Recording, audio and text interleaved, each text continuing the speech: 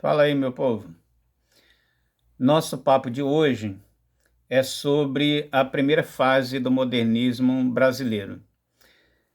Vamos lembrar que, terminada a Semana de Arte Moderna, né, a Semana de Arte Moderna, que acontece em 1922, ela inicia o que chamamos de modernismo. Esse modernismo, essa fase, ela vai se dividir em etapas, em fases ou gerações.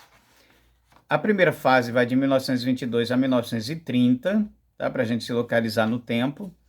A segunda fase, 30 a 45. E aí, depois, para alguns, a terceira fase, de 1945 a 1960. E a partir daí, pós-modernismo, tá? Até hoje. Para outros, a partir de 1945, pós-modernismo, ou essa terceira fase. Não há muito acordo em relação a isso, tá? Mas as fases iniciais, sim. Primeira, segunda fase, organizadas dentro de períodos de 15 anos. Bom, contexto histórico desse momento, vamos relembrar, né? Havia uma angústia relacionada à República Velha. Imagine só, a República tinha sido proclamada em 1888 e nos anos 20, né, 1920 e alguma coisa, ela já era considerada República Velha. Já se reivindicava uma República nova, tá? Então, o Brasil vivia historicamente esse momento aí complicado. A queda na Bolsa de Valores de Nova York, que é uma ocorrência de 1929, ela modifica o cenário mundial, né? Ela gera uma desgraceira no mundo todo, praticamente. Nesse cenário econômico complexo, ocorre todo um preparatório para a Revolução de 1930, e essa Revolução de 1930 ela culminaria com a chegada de Getúlio Vargas ao poder. Nós temos também nesse período uma chegada violenta de imigrantes ao Brasil, né? Uma etapa de chegada de imigrantes. Esses imigrantes, eles continuavam chegando ao Brasil com dois objetivos, né? Um era substituir a mão de obra escrava, né? A escravidão que tinha teoricamente terminado lá em 1888, né? 1889 a República, né? Esses imigrantes continuam chegando, principalmente italianos.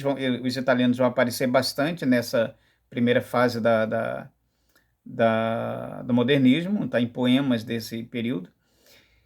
E o outro objetivo, claro, nítido, inequívoco, era uma tentativa de branquear a população, né? Porque, pela lógica, os negros escravizados que foram teoricamente libertos, poderia-se, né, e teria sido justo, né, minimamente justo, se dar um salário a esse pessoal e eles continuarem trabalhando na fazenda. Não se queria isso, né? Se queria trazer os imigrantes europeus brancos, tá? Porque esses imigrantes fariam branqueamento da população brasileira. A intenção, de fato, era essa, né? O branqueamento da população. O Brasil dos anos 20 continuava na mão dos coronéis. Aliás, acho que o Brasil nunca saiu da mão desses coronéis, né? Das mãos desses coronéis. Bom, esse é o contexto histórico. Quais eram as ideias, né, dessa primeira geração? Algumas características. Novas ideias, essas novas ideias, né, se queria, a partir da Semana de Arte Moderna, se criar uma outra forma de fazer arte, se fazer literatura. E para isso era preciso destruir todo o passado literário, todo o passado artístico. E isso é um equívoco, né? Como eu acho que eu já disse isso em outros vídeos.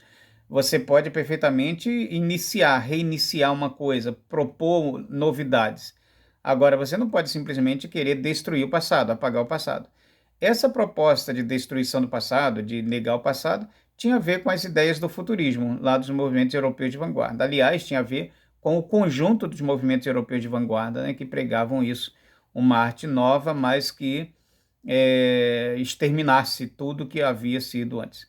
Isso não existe, não se apaga passado. A vida se constrói de fases. É como você terminar uma relação, né, namorou um garotinho, uma garotinha e terminou uma relação, ou os adultos, né, quando terminam um casamento, e aí agir como se nunca tivesse estado com aquela pessoa. Primeiro que não é justo, né, porque aquela pessoa fez parte da tua vida, sim, e a nova pessoa ela tem que compreender isso, né, evidentemente. Você não pode destruir histórias, você não pode apagar passado. Isso não só ciúme, como frescura e insegurança, tá? Porque as pessoas que passam pelas nossas vidas, elas permanecem, as memórias, imagens, né, situações que você esteve junto. Você não pode simplesmente fazer um apagão, né? Elas vão estar, de alguma forma, elas determinam a nossa formação, né? O que passamos a ser, o que somos, tem a ver com todo mundo que passa por nós. Bom, e a poesia, né, nessa primeira geração, ela também se parece bastante com prosa, né? A poesia, como não tem mais a preocupação do parnasianismo, né, de formato do poema, então, às vezes, o poema parece um texto em prosa também, não tem tamanho certo dos versos, nem rima obrigatória, nada disso. Os principais poetas dessa primeira geração, o Mário de Andrade e o Oswald de Andrade, eu já disse que não são irmãos, né, apesar do Andrade. Mais tarde chega o Carlos Drummond de Andrade, que também não tem nada a ver, né, mas o Drummond não é dessa primeira geração, ele aparece lá na segunda. Então, Mário de Andrade, Oswald de Andrade, Manuel Bandeira, Jorge de Lima, Cassiano Ricardo, Menotti Del Pitta. São os principais nomes dessa primeira geração, ou fase modernista. Quais eram as propostas, né? Complementando aí as propostas, né? Eu já falei de três lá. Então, a renovação por meio da destruição, né? Voltando lá no tópico anterior, principalmente o parnasianismo, né? Quando se fala em destruir a literatura anterior ao modernismo, o foco é o parnasianismo. A crítica maior cai sobre o parnasianismo. Vamos lembrar que o parnasianismo foi aquela fase que não se importava muito com o assunto. O assunto podia ser qualquer bobagem. Não abordava temas sociais. Podia-se falar sobre um vaso chinês, um pano de prato, qualquer bobagem. O parnasianismo valorizava a linguagem, né? Uma linguagem dificílima, impossível praticamente do leitor compreender, sem o dicionário ao lado, e o formato, ou seja, os poemas tinham que ser sonetos de 14 versos, com contagem silábica, né, com rima definida, essa frescurada toda. Então, há uma crítica, quando o modernismo faz uma crítica à poesia anterior, o foco é principalmente o parnasianismo. Essa primeira geração ela traz uma escrita fragmentada, com períodos curtos, normalmente esses períodos são simples, porque se queria, de fato, prender a atenção do leitor. Alguns autores não pontuam o texto, deixam ou fazem uma pontuação ou outra e deixa a critério do leitor pontuar, onde vai entrar vírgula, onde não vai, né? Isso acontece também. Os temas são temas do cotidiano, né? São temas brasileiros, porque essa primeira geração é uma geração extremamente nacionalista, e o vocabulário é um vocabulário não muito comum à poesia. Alguns chamam de vocabulário apoético, ou seja, que nega, né, não era aquele vocabulário típico da poesia, um vocabulário todo fofinho, trabalhadinho, romântico ou parnasiano, né, não mais.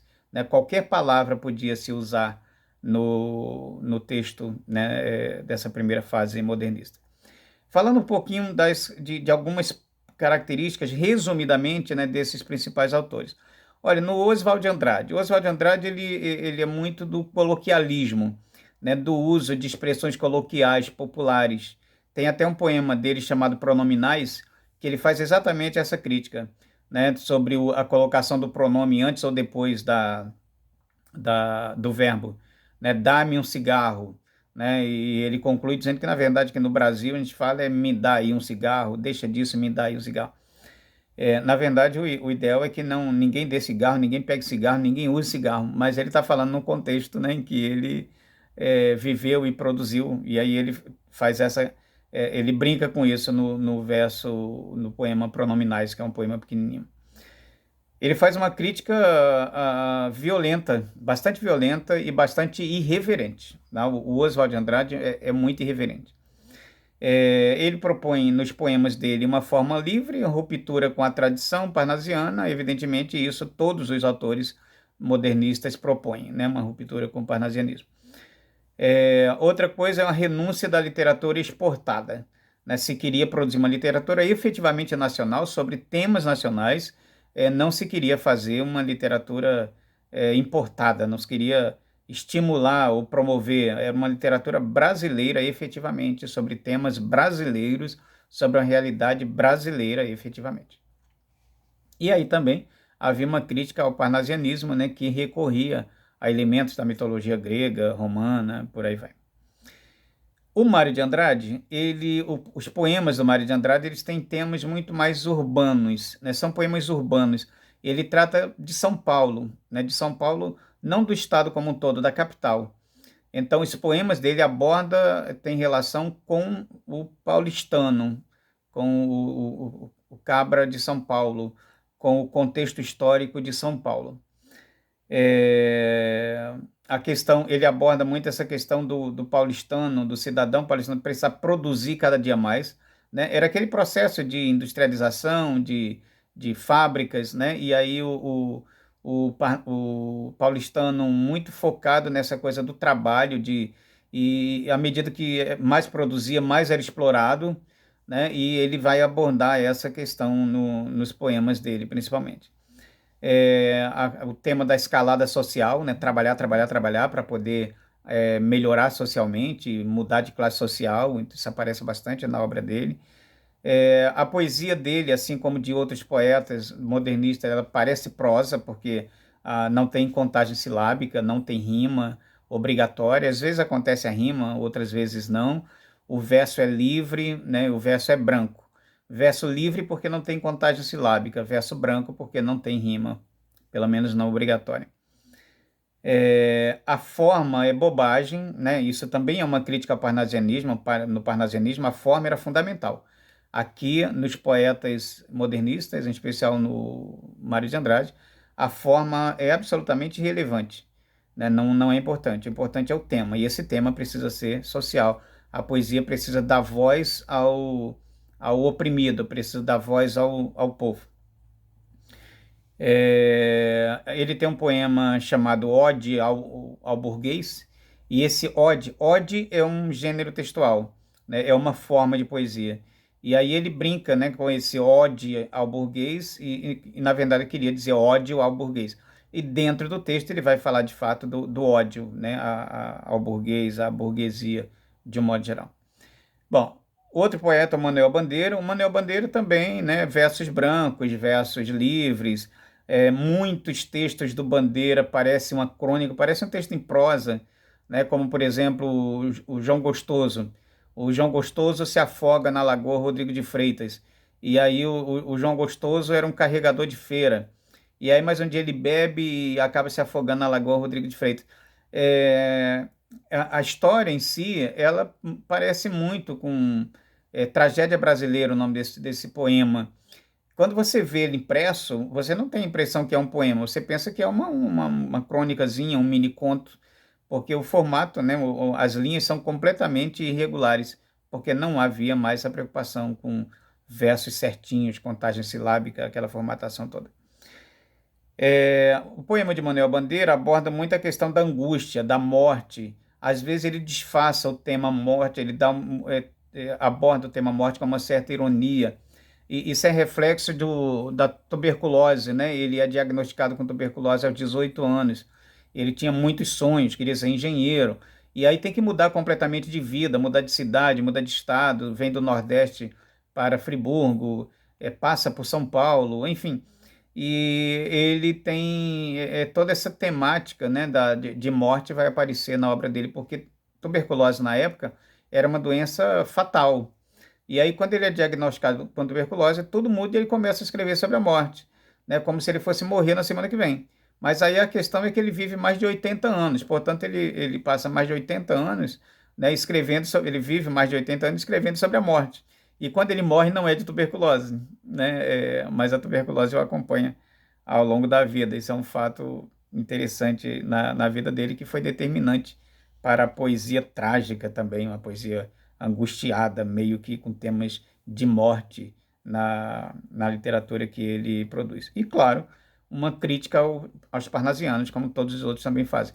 A crítica mais intensa dele aos parnasianos é o poema Os Sapos. Os Sapos foi declamado na Semana de Arte Moderna, e houve muita vaia, né, durante a declamação do poema Os Sapos. Bom, temos também ainda o Menotti Del Pitte, que também aborda temas bastante sociais também, não deixa de ser temas sociais. Ele tem um vocabulário muito rico, né? Um vocabulário dele não é tão simples como de outros, é um vocabulário mais trabalhado, cheio de...